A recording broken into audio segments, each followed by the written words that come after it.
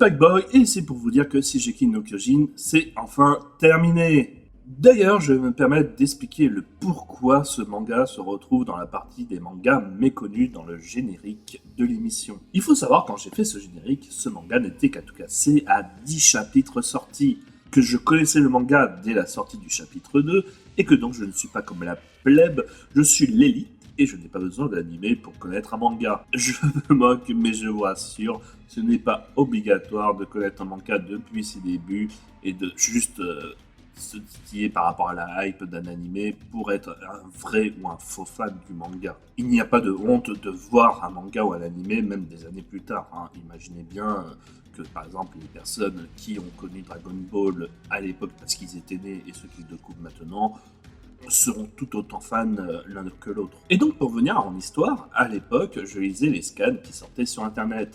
Et j'étais passionné, et en même temps dégoûté par la noirceur du récit. Je le trouvais pessimiste. Et c'est ce qui me captivait et me faisait revenir chaque mois lire ce chapitre, mais qui me déprimait après chaque lecture.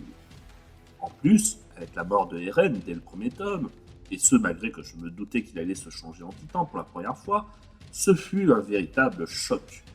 Et de par sa noirceur et de sa violence, j'ai cru que ce manga ne connaîtrait jamais de succès, et qui resterait un manga de niche. Et voilà l'explication de Shingeki no Kyojin dans la partie des mangas méconnus. Bon, je vous admets que même si j'aime bien sortir des pronostics et des théories, ils ne sont pas tous couronnés de succès. Mais pour donner un titre de comparaison, j'ai lu Jujutsu Kaisen dès le premier chapitre, et je peux vous assurer que j'étais le premier à dire que ce manga serait un grand succès. Donc bon, je vous avoue, je ne suis pas un grand oracle et je peux faire des erreurs, mais il faut savoir quelque chose, c'est que dans le monde de la théorie et des pronostics, personne n'a jamais raison à 100%. En vrai, la personne qui aura toujours raison sur tous les sujets n'existe pas. Et c'est là qu'on va revenir sur le sujet de départ. J'aime comparer ce qui se passe actuellement avec la fin de Shingeki no Kyojin à ce qui s'est passé à la fin de Death Note et de Game of Thrones. Car même si les trois titres n'ont rien à voir sur leur thématique, ils ont quand même des points communs sur le fait de comment traiter un récit et une dramaturgie. Les trois œuvres que je cite sont des œuvres fortes et que je pourrais même dire shakespeariennes. Noir, sombre, où la tragédie est omniprésente.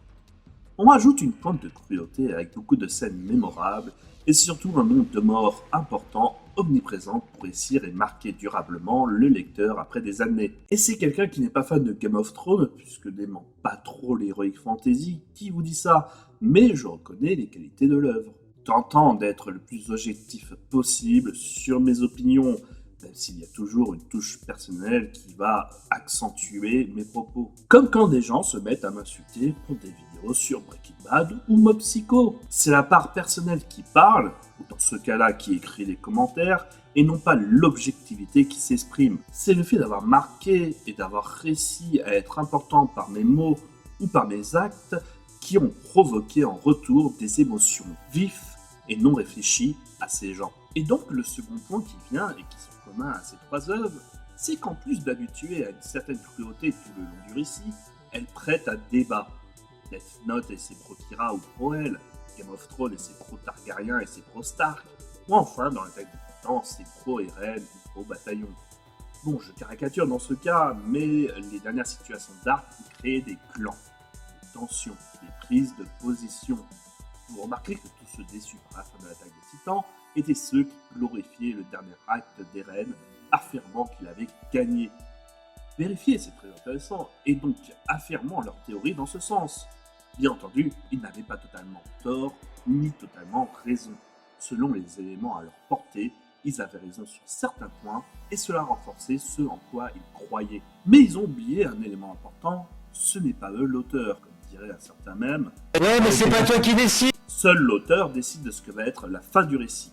Et si ces fins paraissent bâclées et en contradiction avec le récit, c'est qu'elles ont encore une fois là aussi un autre point commun, un happy end. Un happy end, parfois noir et amer, mais un happy end quand même dans un univers pas habitué à ça. Comme un manque de cohésion pour certains envers tout ce qu'ils ont lu et qu'ils souhaitaient. Pour les gens habitués à voir tout mal se finir depuis le début du récit, offrir au final une perspective d'avenir plus positive, cela peut bouleverser et rendre imprévisible l'histoire de base. Mais est-ce que cela en fait une fin bâclée ou mauvaise? Je répondrai oui et non. Quelle réponse de Normand, je sais. Oui, car pour ceux pro-Eren ou pro-Kira ou pro-Targaryen, évidemment il y a et aura des frustrations qui resteront et qui marqueront, et qui continuera à provoquer moult débats envers l'autre camp du récit, les pro-El, pro-Stark ou pro-Bataillon. L'œuvre continuera à diviser pendant des années, et sûrement qu'il ne mettra jamais les gens d'accord sur le récit. Et pour moi, c'est en ça que pour moi, déjà en tant qu'anti-Eren, la fin de Shigeki no Kyojin est réussie, mais aussi problématique, car elle divisera encore et toujours. Donc voilà mon avis, mon ressenti sur le sujet. J'ai préféré laisser un petit peu plusieurs jours avant de faire cette vidéo pour laisser à froid justement voir les différents comportements qu'on trouvera sur internet. Et cela m'a permis de comprendre qu'en vrai tout le monde s'invente des histoires avec des fausses interviews en 2013 de l'auteur qui aurait changé soi-disant la fin pour la permettre de la rendre plus sympathique auprès des fans. Tous ces petits arguments sont là exprès pour continuer à s'aveugler et de rester dans le déni par rapport à la fin qu'ils ont eue et la fin qu'ils souhaitaient.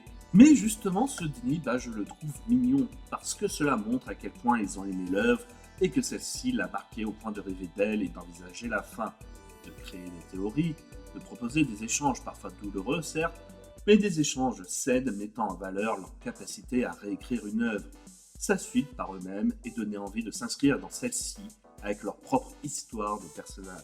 Par contre, ceux insultant ou souhaitant la mort de l'auteur, ou même insultant leurs contradicteurs, resteront des pauvres merdes. En tout cas, tant qu'ils ne se remettent pas en question et qu'ils ne changent pas leur comportement. Hommage à ceux qui laissent des commentaires insultants et stupides sur mes vidéos. Alors voilà mon avis sur le sujet, donc n'hésitez pas à laisser des commentaires et à débattre sans violence si possible dans les commentaires sur le sujet, sur la fin de Shigeki no Kyojin.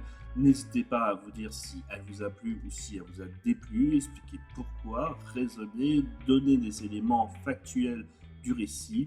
Évitez de dire « mais t'as rien compris » parce que cela veut dire que justement vous n'avez pas d'autres arguments à opposer à votre interlocuteur et que donc il a raison. Ou alors que vous défendez mal votre récit aussi, ça peut aussi expliquer votre argumentaire.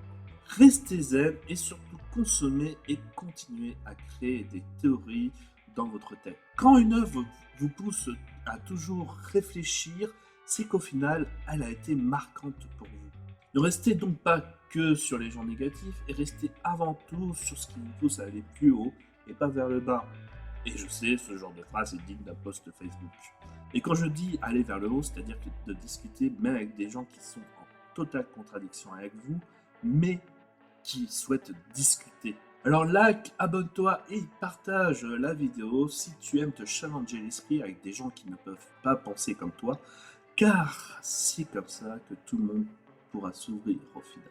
Et donc là, on dirait plutôt un statut de film porno.